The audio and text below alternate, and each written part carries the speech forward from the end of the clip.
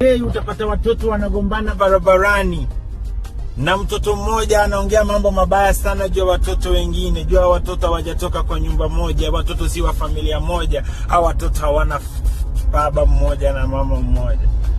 Mimi kama Ringtone, watoto wa kwetu wapo, akina Guardian Angel, akina Daddy Owen. Watoto tunatoka familia moja.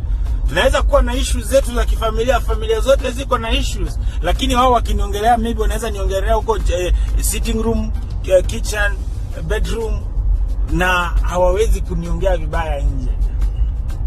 Kwa sababu sisi ni damu moja, tunajua baba yetu ni mmoja, tunajua tukiharibu tunaharibu nyumba yetu, nyumba ni yetu, rifu ni moja.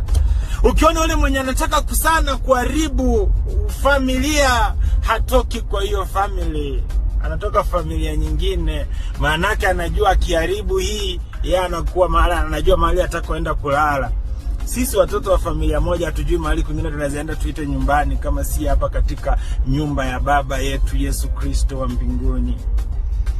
Omondi si mtoto wa Yesu, si mtoto wa Mungu. Hawezi ongea mambo mazuri juu ya watoto wa Mungu kwa sababu hajali. Nyumba ya Mungu si yake, hata ikiharibika. Yeye yako na nyumba ya baba yake, shetani ataenda huko apatane na wenzake. Watoto wa Mungu ambao tuko na damu moja, kitukata tunatoka na damu ile ambayo Yesu aliyomwaga msalabani.